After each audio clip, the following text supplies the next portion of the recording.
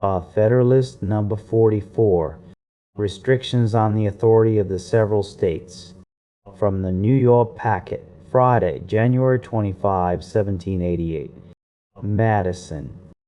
To the people of the state of New York, a fifth class of provisions in favor of the federal authority consists of the following restrictions on the authority of the several states. 1. Fifth. No state shall enter into any treaty, alliance, or confederation, grant letters of marque and reprisal, coin money, emit bills of credit, make anything but gold and silver a legal tender in payment of debts, pass any bill of attainder, ex post facto law, or law impairing the obligation of contracts, or grant any title. E. Of nobility.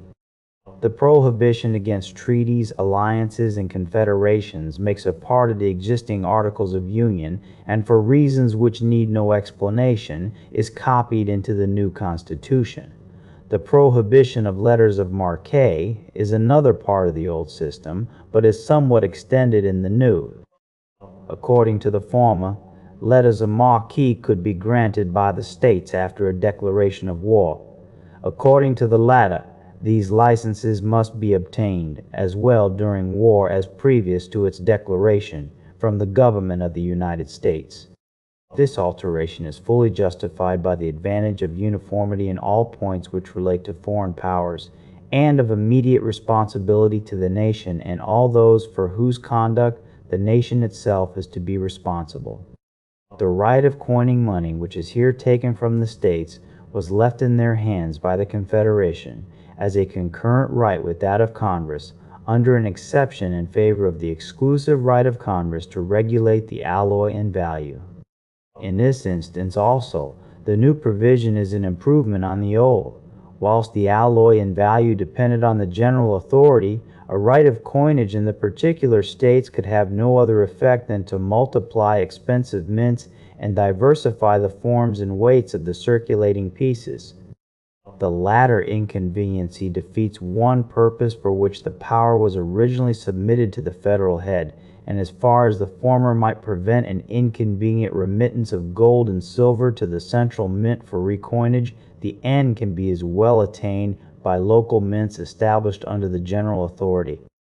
The extension of the prohibition to bills of credit must give pleasure to every citizen in proportion to his love of justice and his knowledge of the true springs of public prosperity. The loss which America has sustained since the peace, from the pestilent effects of paper money on the necessary confidence between man and man, on the necessary confidence in the public councils, on the industry and morals of the people, and on the character of republican government, constitutes an enormous debt again. The states chargeable with this unadvised measure, which must long remain unsatisfied, or rather an accumulation of guilt, which can be expiated no otherwise than by a voluntary sacrifice on the altar of justice, of the power which has been the instrument of it.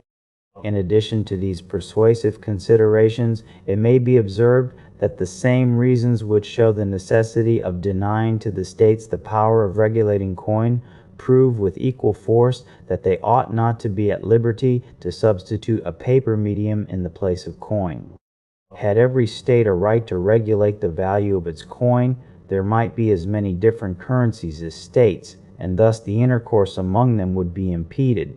Retrospective alterations in its value might be made, and thus the citizens of other states be injured, and animosities be kindled among the states themselves. The subjects of foreign powers might suffer from the same cause, and hence the Union be discredited and embroiled by the indiscretion of a single member. No one of these mischiefs is less incident to a power in the states to emit paper money than to coin gold or silver. The power to make anything but gold and silver a tender in payment of debts is withdrawn from the states on the same principle with that of issuing a paper currency. Bills of attainder, ex post facto laws, and laws impairing the obligation of contracts are contrary to the first principles of the social compact and to every principle of sound legislation. The two former are expressly prohibited by the declarations prefixed to some of the state constitutions, and all of them are prohibited by the spirit and scope of these fundamental charters. Our own experience has taught us, nevertheless, that additional fences against these dangers ought not to be omitted.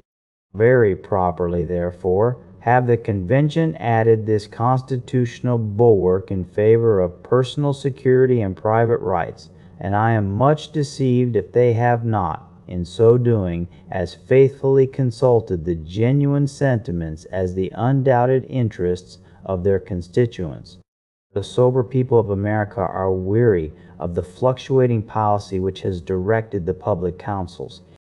They have seen with regret and indignation that sudden changes and legislative interferences, in cases affecting personal rights, become jobs in the hands of enterprising and influential speculators and snares to the more industrious and less informed part of the community.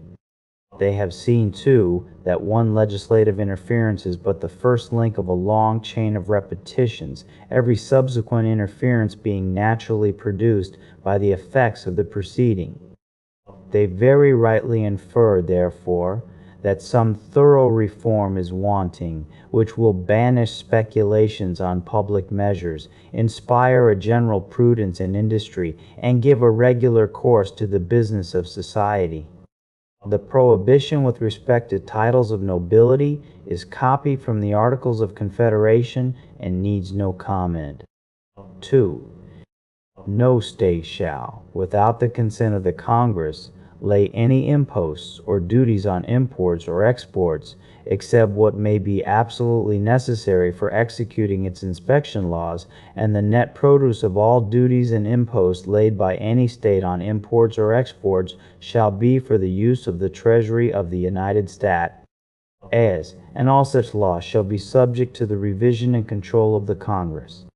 No state shall, without the consent of Congress, lay any duty on tonnage, keep troops or ships of war in time of peace, enter into any agreement or compact with another state or with a foreign power, or engage in war unless actually invaded, or in such imminent danger as will not admit of delay.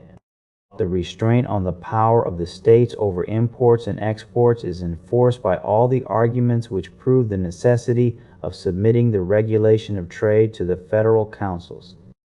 It is needless, therefore, to remark further on this head than that the manner in which the restraint is qualified seems well calculated at once to secure to the states a reasonable discretion in providing for the conveniency of their imports and exports, and to the United States a reasonable check against the abuse of this discretion.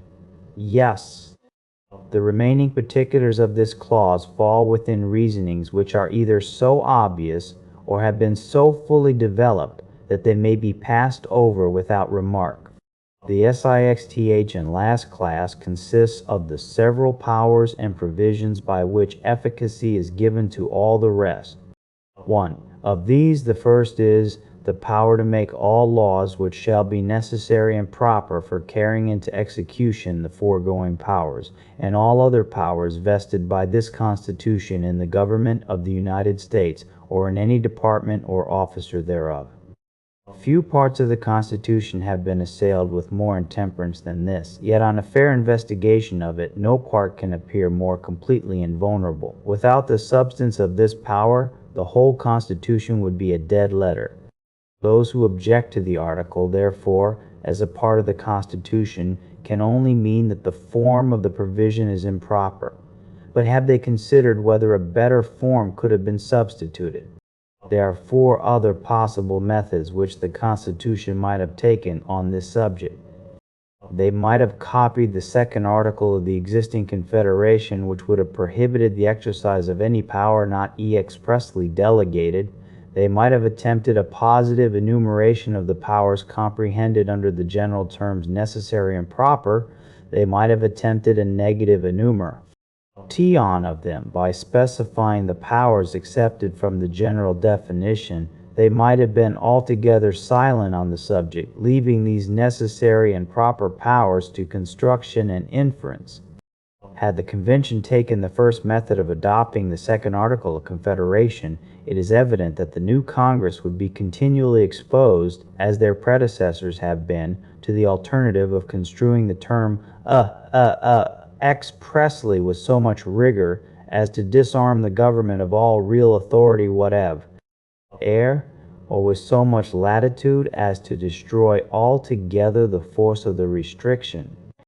It would be easy to show, if it were necessary, that no important power delegated by the Articles of Confederation has been or can be executed by Congress without recurring more or less to the doctrine of construction or implication. As the powers delegated under the new system are more extensive, the government, which is to administer it, would find itself still more distressed with the alternative of betraying the public interest by doing nothing, or of violating the Constitution by exercising powers indispensably necessary and proper, but at the same time not expressly granted. Had the convention attempted a positive enumeration of the powers necessary and proper for carrying their other powers into effect, the attempt would have involved a complete digest of laws on every subject to which the Constitution relates, accommodated too, not only to the existing state of things, but to all the possible changes which futurity may produce. For in every new application of a general power, the particular powers, which are the means of attaining the object of the general power, must always necessarily vary with that object, and be often properly varied whilst the object remains the same.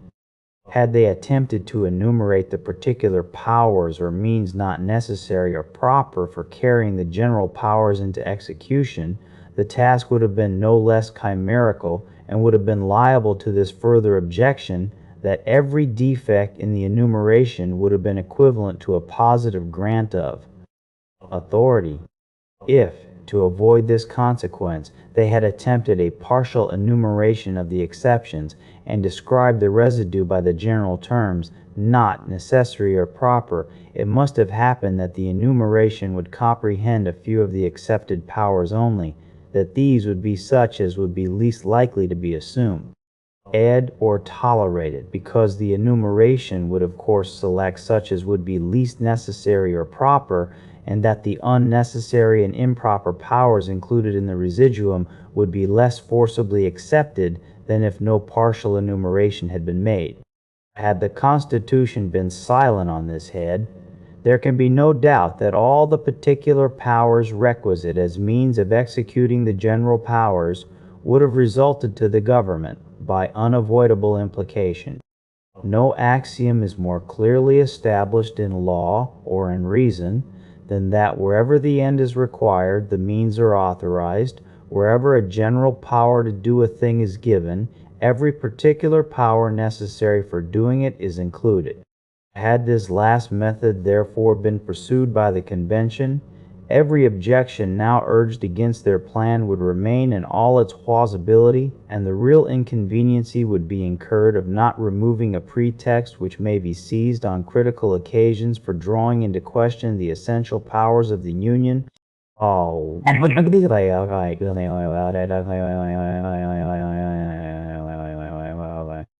If it be asked what is to be the consequence, in case the Congress shall misconstrue this part of the Constitution and exercise powers not warranted by its true meaning, I answer, the same as if they should misconstrue or enlarge any other power vested in them, as if the general power had been reduced to particulars, and any one of these were to be violated. The same, in short, as if the state legislature should violate the irrespective constitutional authorities.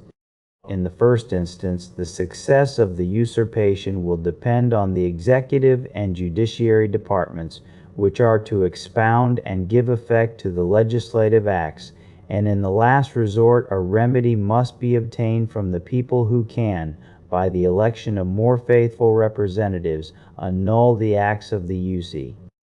Our peers.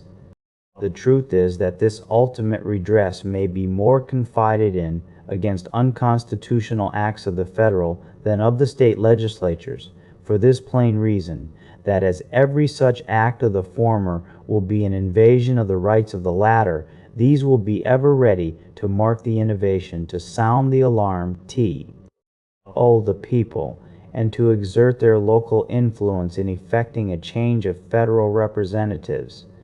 There being no such intermediate body between the state legislatures and the people interested in watching the conduct of the former, violations of the state constitutions are more likely to remain unnoticed and unredressed. 2.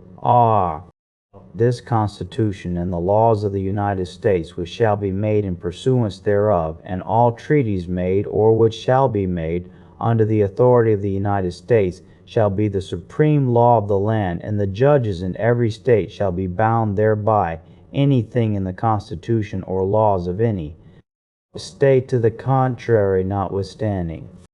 The indiscreet zeal of the adversaries to the Constitution has betrayed them into an attack on this part of it also, without which it would have been evidently and radically defective. To be fully sensible of this, we need only suppose for a moment that the supremacy of the state constitutions had been left complete by a saving clause in their favor. In the first place, as these constitutions invest the state legislatures with absolute sovereignty, in all cases not excepted by the existing Articles of Confederation, all the authorities contained in the proposed Constitution, so far as they exceed those enumerated in the Confederation, would have been annulled, and the new Congress would have been reduced to the same impotent condition with their predecessors. In the next place, as the constitutions of some of the states do not even expressly and fully recognize the existing powers of the Confederacy, an express saving of the supremacy of the former would, in such states, have brought into question every power contained in the proposed Constitution. In the third place, as the constitutions of the states differ much from each other, it might happen that a treaty or national law of great and equal importance to the states would interfere with some and not with other constitutions, and would consequently be valid in some of the states at the same time that it will have no effect in others. In fine, the world would have seen for the first time a system of government founded on an inversion of the fundamental principles of all government. It would have seen the authority of the whole society everywhere subordinate to the authority of the parts. It would have seen a monster in which the head was under the age cost. Direction of the members. 3. The senators and representatives, and the members of the several state legislatures, and all executive and judicial officers, both of the United States and the several states, shall be bound by oath or affirmation to support this Constitution.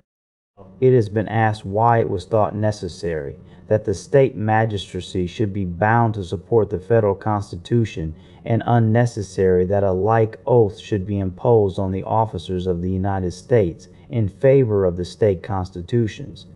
Several reasons might be assigned for the distinction. I content myself with one which is obvious and conclusive. The members of the federal government will have no agency in carrying the state constitutions into effect.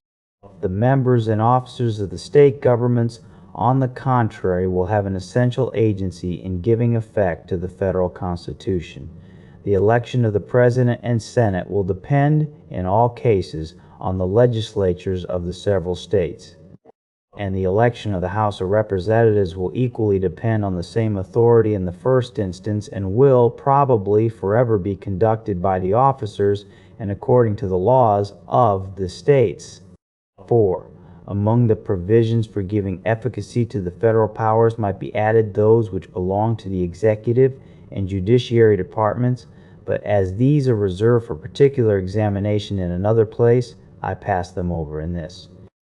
We have now reviewed in detail all the articles composing the sum or quantity of power delegated by the proposed Constitution to the federal government, and are brought to this undeniable conclusion that no part of the power is unnecessary or improper for accomplishing the necessary objects of the Union. The question, therefore, whether this amount of power shall be granted or not, resolves itself into another question: whether or not a government commensurate to the exigencies of the Union shall be established, or, in other words, whether the Union itself shall be preserved. Publius.